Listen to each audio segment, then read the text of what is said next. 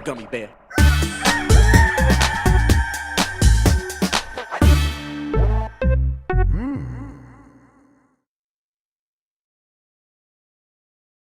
It's the internet. You're busy. Let's do this. For July 31st, 2024, for the next hour or so, let me help you sort through the world of gaming on Game Mess Mornings Live with me, Jeff Grubb.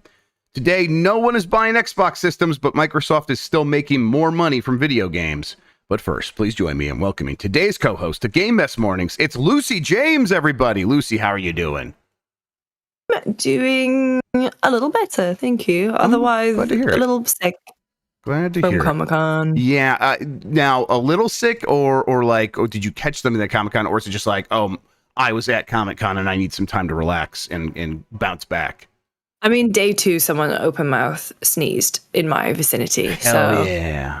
That's a good look. Yeah, so the last 3 days I've just been in bed or playing games. But today I feel just tired. Sure. But yes. That's kind of like a baseline for me anyway. So getting there. Well, it'll be a chill episode, everybody. We'll take it easy. We'll kind of get through this news and all that stuff. More traveling coming up pretty soon. How are you feeling about like leaving home frequently? Because I know you got a lot going on like at home. There's stuff that happening there. You're figuring that stuff out. But at the same time, like you're constantly traveling. How are you feeling about it? Because I'm like at a point where I'm like, I wouldn't mind not traveling for 3 or 4 months in a row. That would be nice. Yeah, I mean, mostly for me, it's just like figuring out that the cats are going to be okay. Yes. And so usually shout out to Michael Hyam and Joey Noel from Kind of Funny because they always like step in and come and stay. Because like I have someone who comes around every day if I'm just doing like a short hop. But if I'm going for, 5 days, then I have someone stay. And luckily, Jelly loves her Uncle Michael.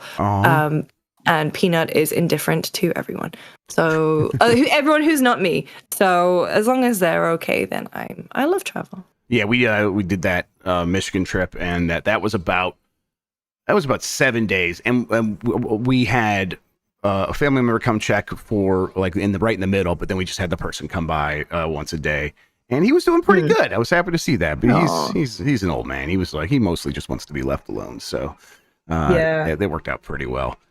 My cats both love their cat sitter. Like sometimes more than me. I think because she gives them loads of treats. Yes, and I'm just like Peanut's already.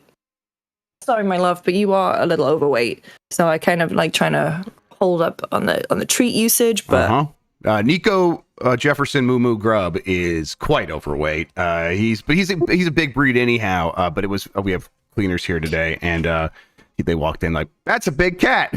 Like, yes, it is. Yep. Yes, it is. Well, I think you were there on that call when I was lying on the couch and Peanut came up on my chest and Jeff Bacala just went, Jesus Christ, that's a giant cat. Yep.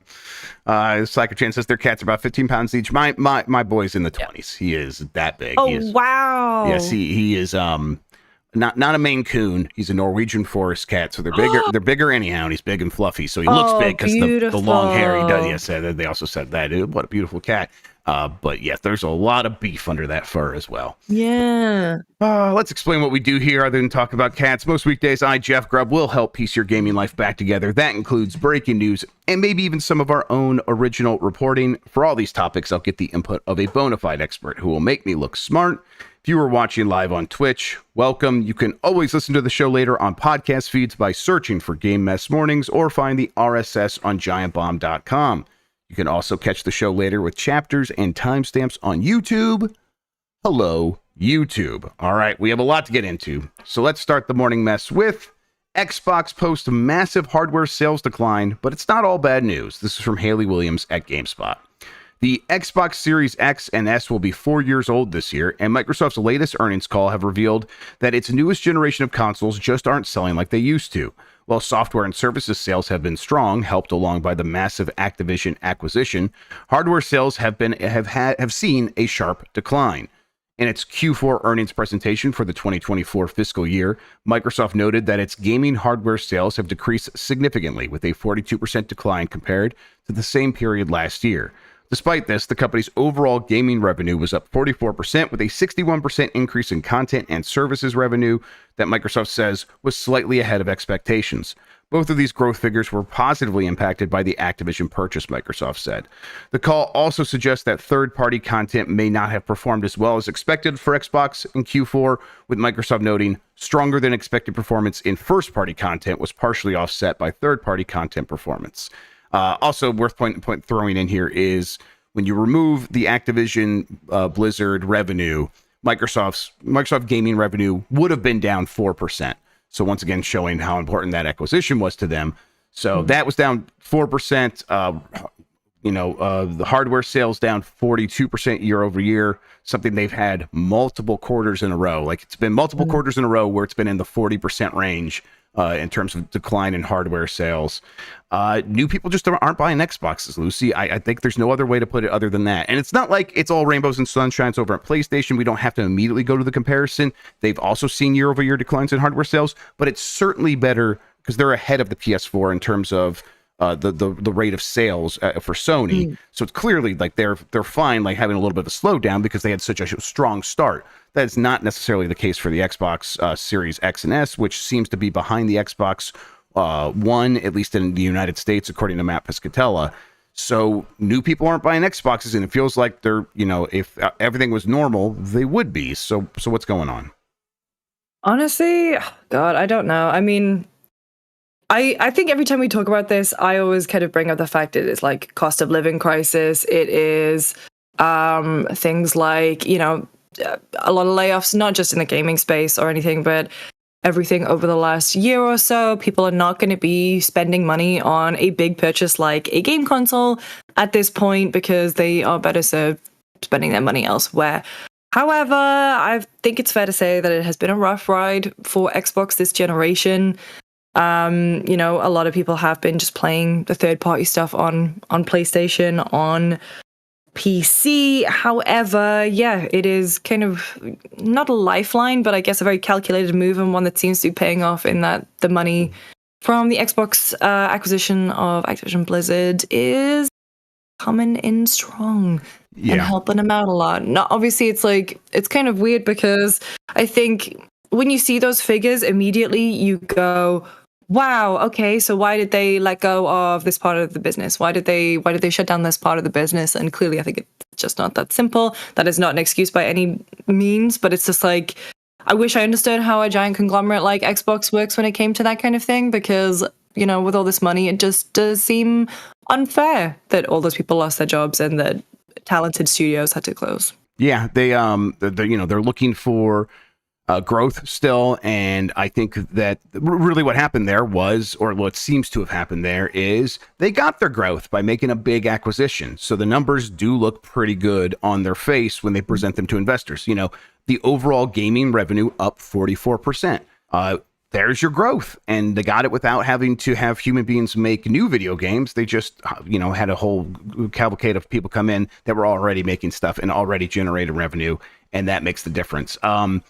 And that's really one of the bigger negative sides of the way of industry consolidation is that it's this artificial growth that these companies can pass off as real growth. And then all of those investments that they previously made sort of look less shiny, less new, and less important to the people in charge. And then makes it a little bit easier to cut jobs. It seems to me that that's the case.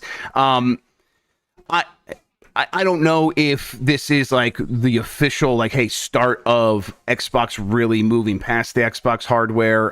But with numbers like these, it's like, okay, well, they are growing still when you factor in Activision Blizzard. Mm-hmm. And Activision Blizzard has a lot of ways to make money without having to sell Xboxes. And this is clearly the strategy, though, that they're eyeballing for the future. It's not necessarily about resuscitating the Xbox Series X and S to the sales heights of Xbox One or Xbox 360. I do think maybe it is a little bit ahead of the Xbox 360 when you line them up from the launch date. But they're not trying to recapture those glory days. They are looking ahead. But I don't know, does this feel like that is what's happening here, or does this feel like a momentary, bump because we are in the early days of them owning Activision Blizzard? What do you mean, leaving the Xbox hardware behind? Yeah, do you think things will normalize and they'll be like, well, God, now where is the growth going to come from?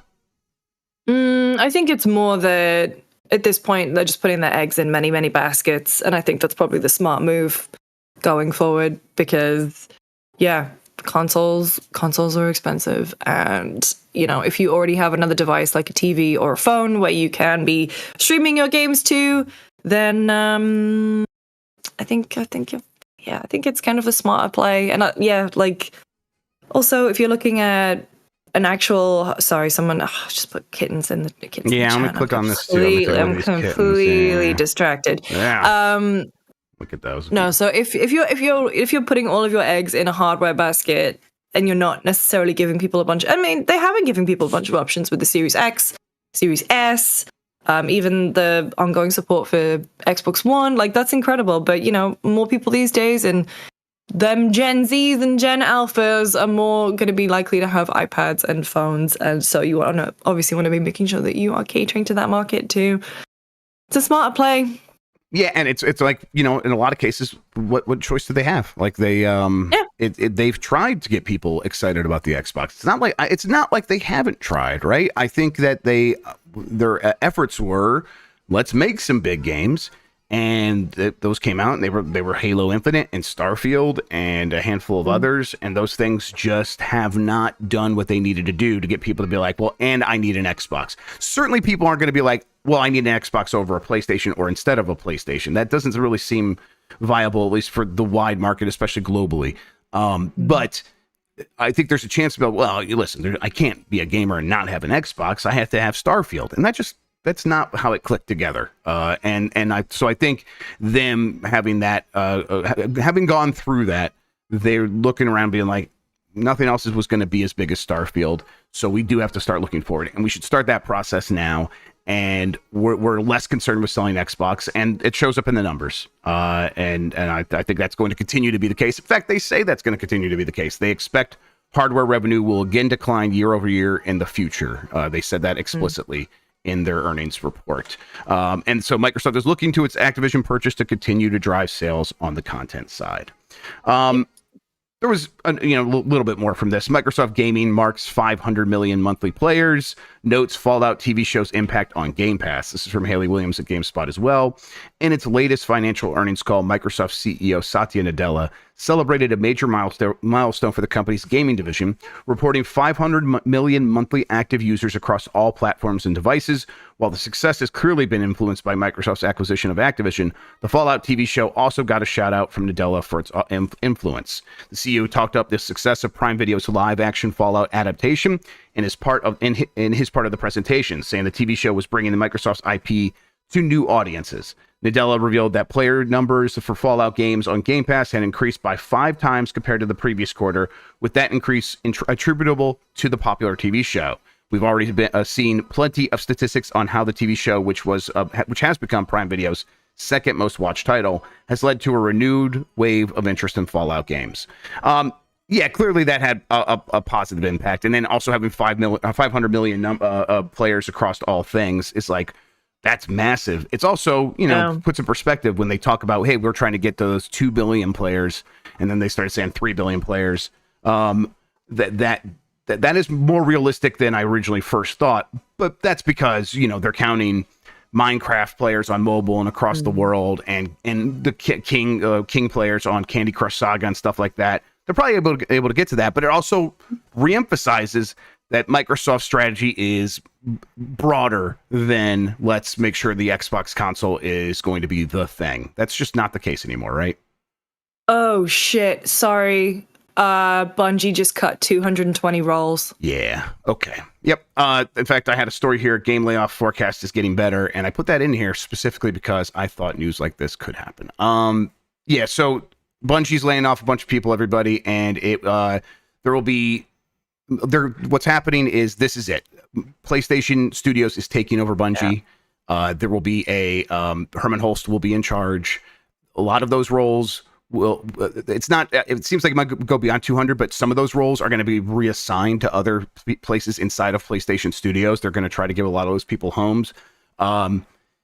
It's rough because, as far as my understanding is, that a lot of people at Bungie were not recognizing that this was going to happen. because they thought, hey, we got past it. We had a really good DLC. We had a really good expansion. We should be good. And it seemed like no matter what, with the final shape, is that what that was called? Never could have done what it needed to do to avoid this. And so, yeah, it is looking very rough over there. I don't know. What do you think the future of Bungie is? Let's find out from this new statement from Pete Parsons. Rising cost development, industry shifts beginning today. A further 17% of our workforce is gone. Every level of the company. We've navigated. Blah, blah, blah, blah. We're committing to 2 other major changes today. Leverage Sony's strength and create new opportunities for Bungie talent. We are deepening our integration with Sony, working to integrate 155 of our roles into SIE. Yep. Second, we're working with PlayStation Studios leadership to spin out one of our incubation projects, an action game set in a brand new science fantasy universe, to form a new studio within PlayStation Studios to continue its promising development. Yep. And then let's unpack how we ended up in this position. Yeah. So yeah, kind of. Not too shocking, but also no. It felt like I did get the sense that a lot of people were starting to feel we were getting past the layoffs. But I think what happened, Lucy, is summer came and executives took vacations, and they're like, "Well, I'm not going to lay anyone off until we get back." And here we are. They got back from vacation, and they have started the process up again.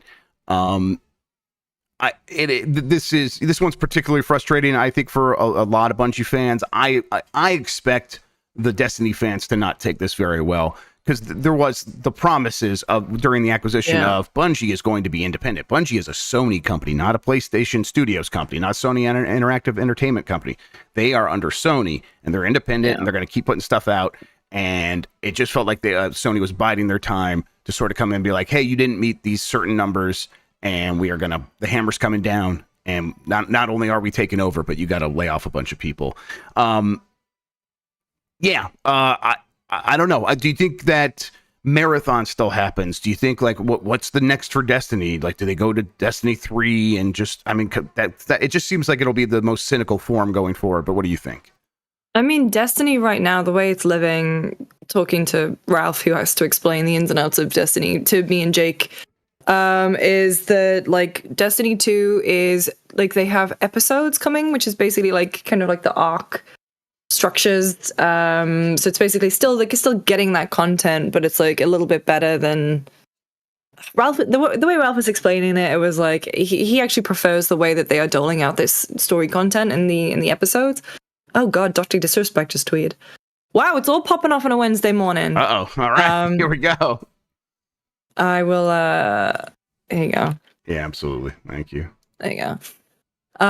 So I don't know. I mean, Marathon, have we heard anything about how Marathon's ticking along? I don't imagine they would cancel it at this point, but... I mean, I think the last thing we heard is it's way further off than we're expecting. There's a lot more work involved than we're expecting. I don't know. I thought the early impressions of whatever were, a little bit underwhelming. I don't know. Marathon seems like a dream at this point. It probably will come out. I think Destiny 3 is more certain at some point, because that's the kind of thing that can make a big team make sense at a certain point, is that, hey, we have a big budget release that can have a big budget launch and make big budget numbers on day one. And Destiny 3 could certainly do that. But that also feels like a long way off as well, and a lot can go wrong between now and then.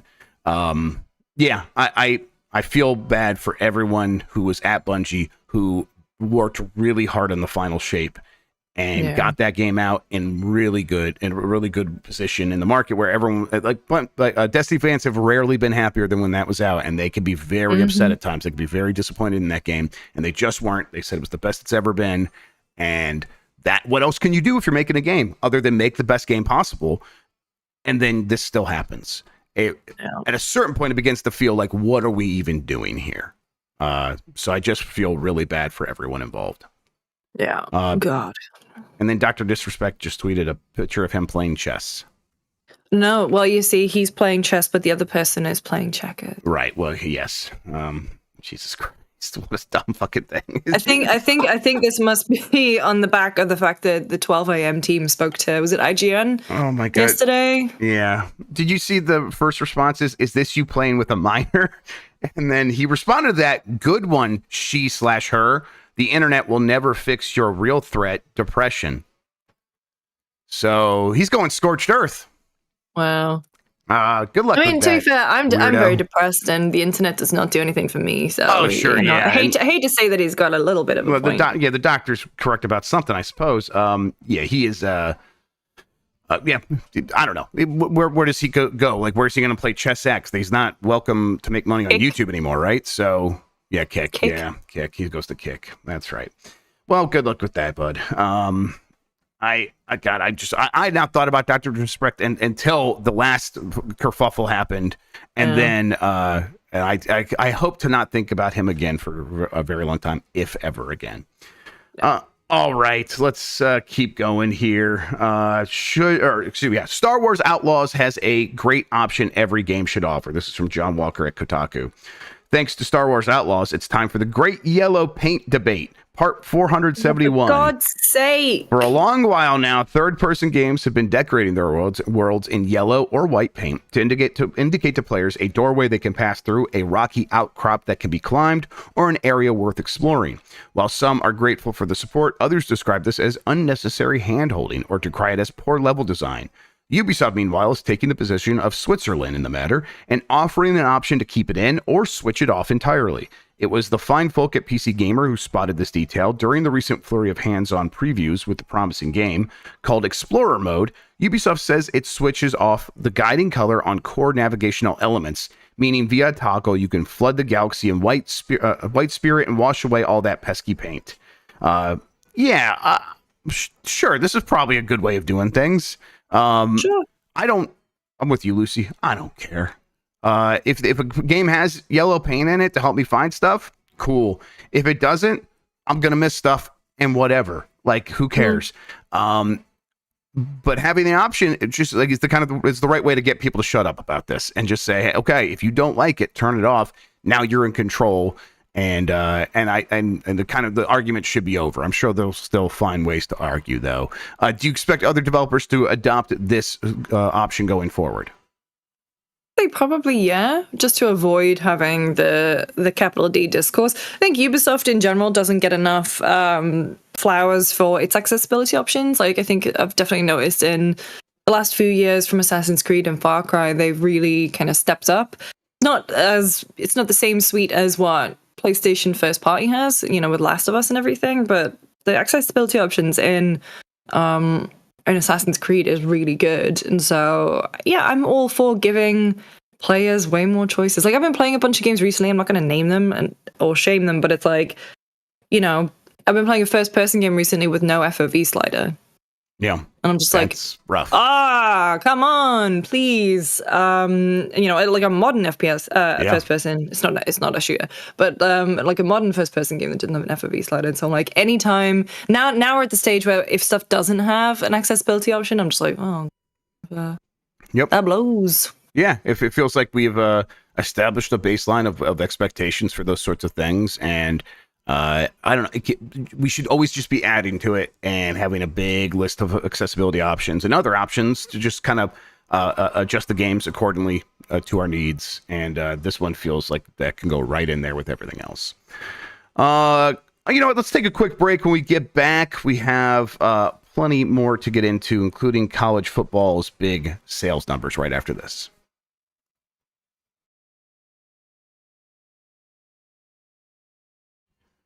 All right, let's hit this. College Football 25 hit 5 million players in its first week. This is from Haley Williams at GameSpot.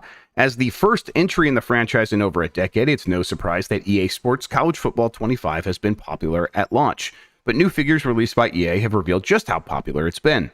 According to EA's quarterly financial results, College Football 25 saw over 5 million unique players in its first week. EA's quarterly report for Q1 2025, which ended on June 30th, encompasses what EA calls the record-breaking launch of EA Sports College Football 25. CFB 25 was drawing huge player numbers even before the game officially launched, with 2.2 million unique players logged during the game's 4-day early access period. That figure more than doubled in the first week after its full release on July 19th, with more than 5 million unique players trying out the game. And that figure did not include an additional 500,000 players who checked it out via the EA Play trial. College Football 25's launch comes at the tail end of what EA reports is a strong financial quarter. This game, just no caveats, huge success. It is exactly what they were hoping for when they said they were going to bring this thing back. It also has mostly hit with its audience quality-wise. People are also enjoying watching it. Some of the biggest video game streams on YouTube right now are like Big Cat playing College Football 25 role playing as his coach player that's like getting new jobs and stuff like that. Regularly has like 20,000 live viewers at any one time and stuff like that. So it is just hitting all quadrants and fully coming across the finish line. EA's got to feel good about this, right? Oh, 100%. I mean, I am someone who is incredibly disconnected from sports games in general. I didn't even know that college football was a game series. I think the last time I was fully engaged in a sports game was FIFA Street, from back in like 2012 or 14 or whenever. So this is really good. I really hope that this kind of does some good stuff for EA. I think, a lot of people who I know who have been playing it and all the chat around it has been really popular. If you enjoy sports games, I'm happy for you. I do not like cricket, Winship. I don't like baseball either, but you know what I do like about both of them? You can just sit and drink. Yes, that's definitely the best part about baseball, for sure. I'm actually a tennis person, so... tennis is great, too. Top spin. Well, no, as in like IRL tennis. No, I don't think I've ever played top spin. Oh, really? Yeah, there's some really good tennis video games, but tennis is a really fun sport to watch. I wonder how you would react to going to like a really crazy college football game. Did anyone ever drag you to like a football game where like everyone was going crazy and singing when you were back in the UK? I mean, that's just a football game. Yeah, so, right. Everyone. Yeah. Right. Oh, no. So in the UK, I have been a mascot for Sunderland AFC back when I was a kid. So I got to like hold the hands of, and I got to take shots at goal and stuff. Wow. I think I was about 9 or something when I was a kid when I was doing it. But so when you go to a football game in the UK, it is such I don't know, just everyone sings, everyone knows all the songs. Yes. Everyone, one of my favorite kind of stories is like I had an ex who, we don't love the ex, but he was from London and he thought Geordies were like not dangerous, but he thought we were all really rough and like kind of horrible. So we were walking along the street and it was the derby, and it was happening at the same time, and it was Newcastle playing Sunderland, and this other guy wearing a Newcastle shirt just started yelling at him. And my partner at the time was like, "Oh my God, are we getting like attacked? Is he going to come after us?" And obviously Geordies have really strong accents from the northeast of England, for those who are confused. And I said, "No, he's just telling you what the score is because he thinks that I've taken you out so you can't watch the football." Like this is like this camaraderie in football, this love language. And yeah, I mean, like my brother-in-law loves football, my dad loves football.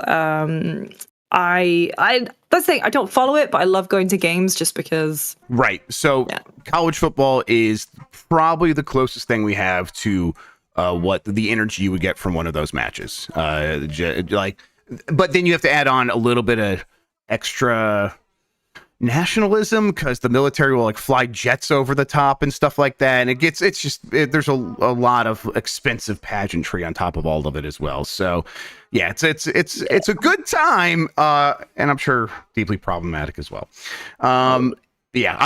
I've been playing this game. I want to be playing more of it because I really enjoy it. I think they did a very good job. This is a game that I think benefited from them giving its own dose of love where they could have just taken Madden and reskinned it. They didn't. They did not do that, and it feels different in some key ways. But mostly it just feels like they made the parts that needed to be good first, and then kind of like they'll add other things later, like a lot of other modes that are missing, and they just don't have those yet. Okay, let's keep going here. Sticking with EA College Football in some ways. EA College Football 25 used AI to make all 11,000 players' faces. This is from Ethan Gotch at Kotaku. Last year, Electronic Arts CEO Andrew Wilson said AI would help the publisher and unlock the holy grail of game development. Now he's confirmed that the company has already used it to make its latest sports blockbuster, EA College Football 25.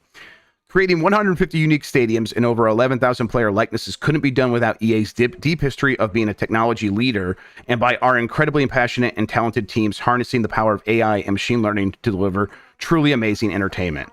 I will say, Lucy, I could tell by looking at the players' faces. You can tell that they're made with AI because it's just slop. It's just because they're wearing helmets. Wait. What am I looking for? The just like EA College Football player or EA College Football 25 player faces. I bet you Google that. Okay. Let me look. Yeah, it's the kind of thing where I think that there's so many players that I never expected it to look great, and in the back of the day, it would look very generic, and it still does. I don't think that it somehow like none of the players really look like the players, even though they got the name, image, and likeness rights. They're allowed to do that now. They definitely didn't look like it back in the day because that would have been there would have been some serious legal issues. In fact, they got sued for even suggesting that those players were those human players.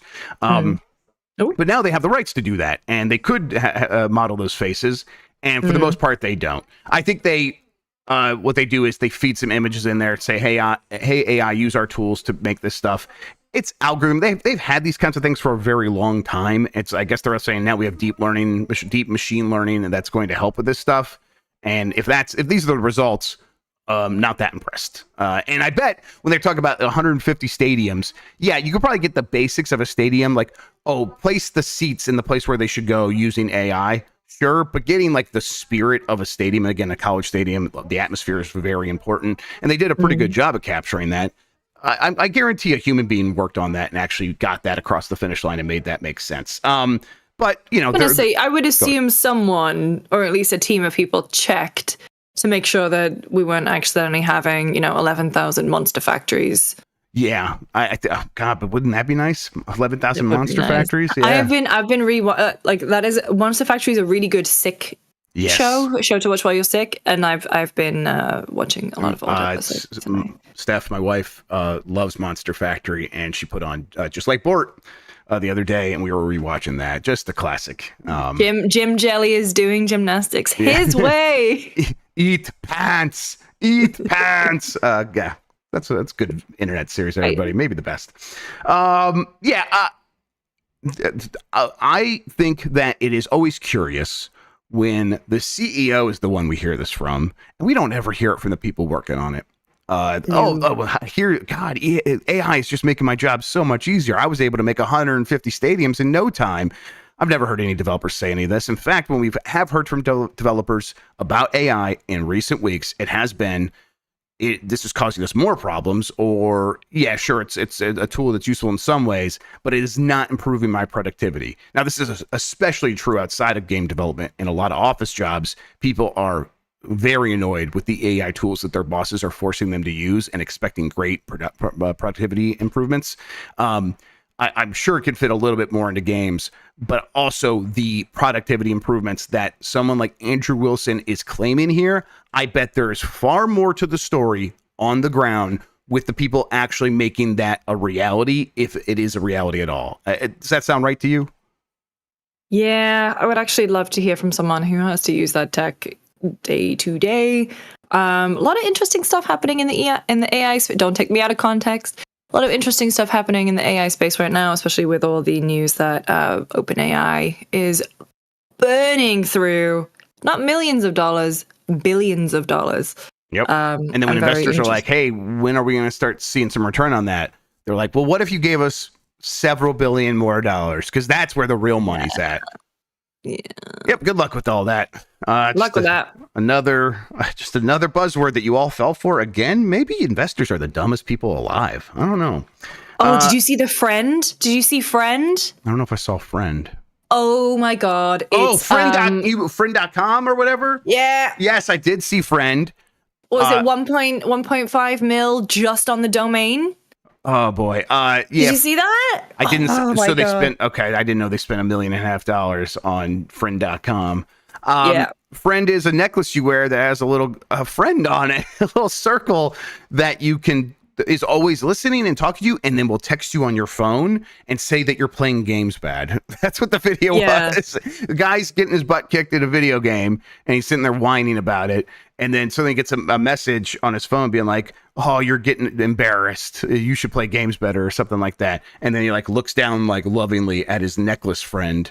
And it's not like you're getting a text message from an app. So it's called, "Hey, your friend is texting." It's like a named person in your contact list texting you. It's weird.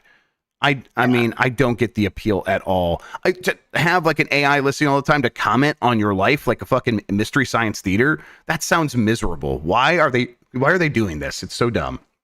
No. Do you know the In-Betweeners? I'm not sure. It's like a show from the UK, but there was a whole bit where they go, "Oh, friend, oh, football friend, oh, friend." And every time I hear friend.com, I'm just like, "Oh, friend." Anyway. Yep, good luck. Yeah, and as Sean says, it's just a microphone because like you can do all that stuff on your phone right now or in the cloud or whatever. So it's just a microphone that hangs around your neck to listen all the time. People are going to love that. I will say, if there is a use case for people like loneliness, the thing is that I think if they had positioned it different, like they positioned it like a shitty Silicon Valley thing, right? Loneliness is absolutely like a huge issue. Yep. And I think if this had been positioned to be a tool to combat loneliness, I think that would be incredibly valuable. That's not what they're doing here. They're doing some shitty AI Silicon Valley jumping on the bandwagon stuff. I think the way that this makes sense is as like a Discord bot. And this bot is, instead of call it friend, call it captain. And it's like, actually, if you want to be like in a friend group of real people and you want to like keep up with one another, like this, you could be like, "Hey, can I find out like where my friend is at right now?" And this little app could just be like, "Yeah, here's what's going on. Here's what they're willing to share right now. They have plans this weekend. They were kind of hoping someone would come hang out with them. They just been too busy to ask you. Do you want to go see a movie with them? They said they wanted to see Twisters." Like that sort of thing of like facilitating real world relationships. That's what you do with this, maybe. And again, that would have to be a very soft touch, very delicate, and handled in a way that is very responsible. And these companies just don't have that in them. And instead it is, here's what cool people are going to be doing in the future, wearing a microphone on their neck, like dweebs. Okay. Let's keep going here. EA's CEO isn't worried about immediate impact from video game actors strike. This is from Haley Williams at GameSpot. Last week, video game voice actors voted to go on strike after a year and a half of back and forth negotiations with major gaming entities. The CEO of one of the companies at the bargaining table, EA, has said he's not concerned about the strike having a short-term impact on business. As part of EA's most recent earnings call, EA CEO Andrew Wilson was asked about any potential impact from the strike. IGN reports, due to the specifics of how the strike will operate and how EA's business runs, he's not concerned that the strike will cause any disruption in the near future. We're working very closely. This is not an EA specific situation. This is an industry specific situation, and we're working diligently to negotiate at the table, Wilson said, noting that voice actors are an important and valued part of EA's business. Sure, he feels that way. The way it works now in terms of our product specifically is that the strike is limited to games commencing production after September 2023, including live service games, Wilson explained. So we don't expect any near-term disruption to any of the games we have in development or any of the live services we're currently running. And it's like, why? If I'm him, I would not be saying this, because it's a reminder that like, oh, you have not caused enough disruption to the industry to really cause these executives any pain, and they're believing right now that it will get solved before they begin to feel that pain. And in the meantime, the voice actors are feeling pain because they can't take new jobs. They can't get new things going into the future with these major corporations. So more pain is being felt on one side than the other. Now, of course, that will catch up at some point, but it could be far down the line. I don't know. If I'm in the room with the organizers of this strike, I am looking for more ways to cause some distress on someone like Andrew Wilson, right? I mean, yeah, I was. The reason I was at Comic-Con was I was hosting the Dragon Age panel with the voice actors, and it was the day after the strike was called, and they said that everything in Comic-Con was not struck because of how late they'd left it.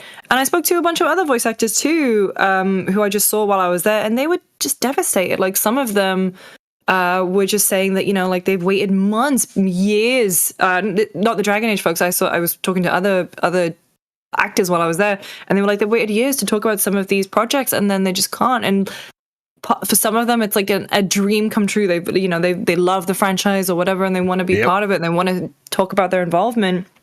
And we've seen how well, like, it could be make or break, because we've seen how well people like Ben Starr have really just, you know, managed to be a relative unknown in the video game space to becoming this like video game household name. Jelly, stop attacking my headphones. Damn it, I Jelly. love you. And so, you know, and it's so important for people's careers, and it sucks. And then, yeah, Andrew Wilson's not going to feel it, but the actors are. Yep, and it's you know, and the strike has to start in a way that is pretty responsible. I get that, where they are looking for ways to cause some strife on these companies without being too disruptive to people who do have current jobs, and making sure that they get paid still, because these strikes can go on for a very long time, we've seen, and that can be very painful for people who are now relying on savings and maybe a small stipend from their union, maybe. And I was going to say, it's not as if the acting space in particular is reliable and oversaturated. You know, it's I really hope they resolve this quickly. But I also absolutely power to them for fighting against AI protection. We've seen a bunch of like shitty things come out of contracts where they've said, oh yeah, we can use your voice to make it AI. And Lex, the person you're talking about, is Alex Jordan. Yes, Alex Jordan, who I was going to bring. Yes, he's also like he's the one I think of because he just made it so clear. He's like, I looked around one day and it's like I've got to like be Alex Jordan and show people that I'm passionate and care about this stuff, because what else do I have? Like, I have my voice, but it seems like they're gonna try to steal that and take it for themselves and use it on their own with AI. So what can I do? I can be like Ben Starr. I could be out there, be kind of an advocate for the projects I'm working on, and get people saying, oh, Alex Jordan, I know him, I watch him on Twitch, I care about him, and I want to support whatever project he's on. And really, that was a strategy that was beginning to happen even before AI, because there was so much competition in the voice acting space that people were looking for ways to stand out. And now the competition might wipe out all of the human participants is the greatest concern here. The voice actors for the most vulnerable. Yeah. And that's the thing, like, not everyone is a member of SAG. No. We just put up an episode of Star Players with Abu Bakr Salim, and I messaged him to be like, hey, is it okay? And he was like, I'm not a member of SAG, so we're good. But it's like, it's tricksy. Exactly. It's complicated, and I hope that the voice actors are able to really figure this out, because this will be one of the first sort of forays into determining what contracts look like and what companies are able to get away with AI, because voices can so easily be replaced by AI. Now, not always with the same level of performance, but these companies do not really care about that. They think you don't care about that. So they think they're going to be able to get away with a lot, and they're going to try to get away with everything. And in the meantime, voice actors, I think, should be able to stem that tide a little bit, and we'll see what that ends up looking like. I know there was definitely like some AI stuff in the writer's strike, and they were like, hey, yeah, the writers can like use AI as a tool, but the producers can't come in and be like, hey, I wrote something, wink, wink, and actually what they just did is they had an AI come up with an idea, and now they're asking a writer, well, we just need you to touch this up, and then you're just going to get touch-up money. You're not going to get real writer money. And it's like they were able to stop that from happening. But that's like so much more complicated than voice acting, and that's not to say it's not as important. Voice acting clearly is important, but I think that's just so vulnerable, and everyone knows it. So hopefully they are able to get some concessions here and some protections going forward. And it's also to the point of like other actors don't want to be seen as scabs. It's like based on what they can and can't talk about. They can't promote projects that they are in, but they can talk about other games. They can talk about the strike. I don't want to absolutely don't want to misspeak or anything, but it's like it's messy for everyone, and I think everyone is just working towards a very, very good and noble goal, and I really hope it gets sorted for their sakes. Yep, agreed. Quickly. Okay, let's see here. Last couple of stories. Suda51 teases he may eventually make Killer 7 sequel called Killer 7 Beyond. This is from My Nintendo News.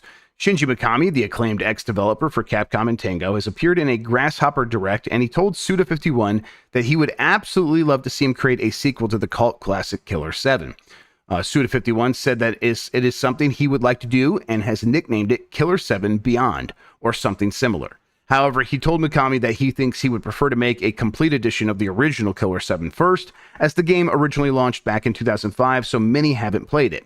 Mikami said that that's lame, as he really wants a sequel, but he said that the fans would love it.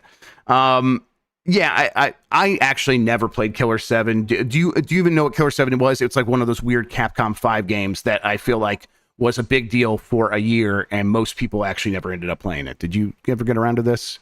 I didn't, but what was the one that I interviewed Suda for?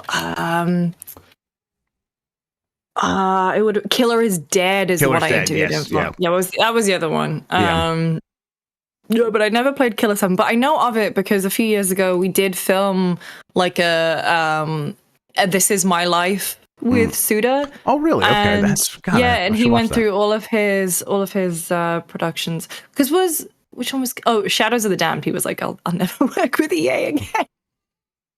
Which one was very fun. Killer 7 has a 10 out of 10 on Steam. Damn, maybe I should play this one. People really like Killer 7. At the time, though, I think it was a little bit more, not controversial, but like it was a little bit more mixed, because I think people didn't know what to expect from it. And the Capcom 5 was Resident Evil 4, so that was the bar. And people were like, well, the Killer 7, oh God, what is this? Is going to be something like that? And I think it was there's a little bit more to it than that people weren't quite grokking. I should play Killer 7. That's what I should do. Do you think that that this is something that he's just saying, or do you think this is something that could really happen? Because I feel like we get some follow-ups, or like even like people bring back games that were popular. Like I didn't include the story, but Jonathan Blow was whining that Braid Complete Edition or whatever it's called didn't sell very well. He said it sold terribly. And like people like Braid, maybe they don't like him, and maybe that affected the sales. But people like Braid, and even that game kind of came and went. So do you think that there's a world or space in the world for a Killer 7 remaster and then maybe a sequel? I think so. I mean, I would hope so. Like they did the didn't they put Killer 7 on PC and they kind of like up-resed it and stuff. That's just what I was looking at. Yeah, I mean, I don't think it's like a full like he just said he wanted to do a complete edition or something like that. Yeah. Oh. No, I hope so. I think, kind of the different like are people Killer 7. Are people as passionate about Braid and Jonathan Blow as they are about Suda51 in his games? Like, because I think that's part of it, where it's like people latch on to the person, into the vibe, and they are gonna, invest with their money. And so I don't know, like Braid. I don't know. Yeah, I mean, and I think like Suda51 didn't they do that? I mean, I don't know. Suda51 just seems like a good person, like a good dude. And John not so much. John seems like kind of a dick. And I think he knows it. And again, I always say, like, if you want to tell him I said that, you can tell him I'll tell it to his face. I think he's kind of a dick sometimes, and says some stuff that I completely disagree with. And Suda51's out there just making his cool games, liking wrestling. And isn't he the one that made the game with the trans lady? He's done some real cool stuff. And so I think Shadows of the Damned getting remastered too. Yeah, I think that he's just out there like doing stuff that people are like, I want to be in his vibe, and he's earned that. And so I think Killer 7 coming back would probably have a pretty big upswell of interest from people that have never played it. That was Swery. Thank you. I always confuse Suda and Swery. Thank you, everyone. Okay, let's see here. Last one. Game job layoffs forecast is getting better with job cuts slowing dramatically in July. Never mind. Never mind. That was I literally included that just to say don't count on it, and here we are. I hopefully Bungie. We say this every time. Hopefully Bungie is the last big one, and we'll get on the other side of this, and the rest of the year will be like, all right, now let's actually do the survive to 25 and get back to next year, and things could bounce back, and interest rates will go down, and there will be more money in the system, and people will be able to afford to invest in games again, and investors will believe in that again. In the meantime, though, it is still rough out there. People are still losing their jobs, obviously. I don't know. Any final thoughts on Bungie? Today's GI Biz newsletter is about the how to survive till 25. Oh my God, Pete Parsons locked his Twitter account. Yeah, that sounds about right. Again, I mean, I think Destiny fans are going to kind of go ham on this. They're going to be pretty upset. In terms, and if we're talking about the layoff stuff, I think all eyes are kind of on Twitch after the report from the Wall Street Journal. Is the CEO of Bungie. He's the head person at Bungie, Dr. Ryan. But yeah, I'm sorry, Lucy. What were you saying? No, I was just saying, like, in terms of layoffs calming down, I think all eyes are kind of on Twitch at the moment. Yes, that's right. After the report from Wall Street Journal earlier this week. Yep. I mean, Twitch is one where it's like, man, has that ever made money? I don't know. It seems like a very expensive venture. All right, let's wrap things up. I'm going to get to the poll question while I get that set up. Lucy, why don't you tell people where they could find you on the internet, what you have going on, and all that good stuff. What am I doing? I'm back from Comic-Con, so this week I'm very much catching up. We're recording Jeff's Star Adventure next week. Star Players is back, so we had a boo on this week. Next week, I believe, is Johnny from Health. Fantastic. Johnny Familetti. And so please be excited and tune in to those. We had a lot of fun making them, and I'm shooting another one. Abu Bakar next seems like a week. very nice person. Was he? He's so lovely. Like, I've actually known really him. Lovely. He wanted to come to Giant Bomb at night, and he had a thing. And then I'm like, oh, of course, no problem. And then like a week later, he's like, I'm so sorry. I wish I really wanted to do this. I'm just feel bad. I'm like, don't feel bad. I get it. It just seems like the sweetest guy. Yeah. And it's actually funny because Johnny did actually come to Giant Bomb at night to hang out. Yeah. And so I'm also going to shoot in LA another episode next week. And then, we're getting ready for Gamescom. Yep, it's happening, everybody. Gamescom is happening. I won't be there, but a lot of the rest of the team will be. So looking forward to it, everybody. Okay, let's see here. Poll question: are you going to see the Borderlands movie? 85% says no. 15% says yes, and I'm in that 15%. Now, will I see it in the movie theater? I don't know. Probably not. I mean, will I have time to see it? Because it just feels like this is going to evaporate the moment it hits a movie theater, and will be on home video in like probably a month, if even that. Hey, I don't know. We'll see. This is all based on the commercials and reactions that people just do not seem interested in what they're doing here. I don't know. In Borderlands? In the Borderlands movie. Yeah. They keep messaging me to ask if I want to go. Like someone from the UK, bless them, is like, hey, did you want to go see all the Borderlands stuff at Comic-Con? And I was like, I'm sorry. I'm busy that day. I don't. I'm busy. To be fair, I was busy those days. But, that's true. No, I don't know. I feel like it's not going to really... What's the letter after what? Blue and bluey. Okay, it's E. Bluey. Yeah, EY. Oh. Yep. You got to put an L before the U. Blah. Blah. You got it. So just do a backspace. It's that one down there on the bottom right. All right, kiddos, got to watch your Bluey. Yeah, that's a good show, everybody. All right, new poll question. Let's see. Have you ever played Killer 7? Yes or no? I'm a little bit surprised. There was a big response in the chat that people are like, I love Killer 7. I want to see how many people have actually played it. And now I'm really feeling like I should. I'm going to put it on the Steam Deck. I think I might just play it. Treat yourself. I might just treat myself and play it. Just play it. All right. Let's see. Anything else? What's going on at Giant Bomb? There will be a Blight Club today. Tune in for that. Tomorrow, back with Game S Mornings, and then Voicemail Dump Truck. I think during the day tomorrow, I might try to play Fallout London. That's kind of up in the air because things are kind of coming. The game might not run. I haven't tried to get it running yet, so we'll see. Oh, I've seen Greg Miller play it. Yes. And having a terrible time. But yes. And then on Friday, we will have probably some stuff.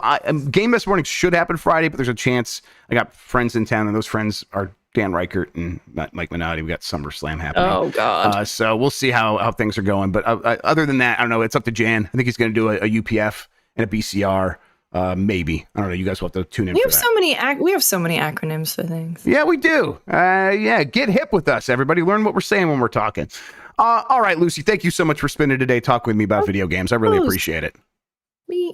Thank you for having me. Absolutely. Thank you all for watching. You are the best audience in gaming. Until next time, have a good one. Take care of yourself, and goodbye. This is what the kids do, right? That's right. Yeah, why did they start doing that? That's so much easier. Yeah, they just take everything from us.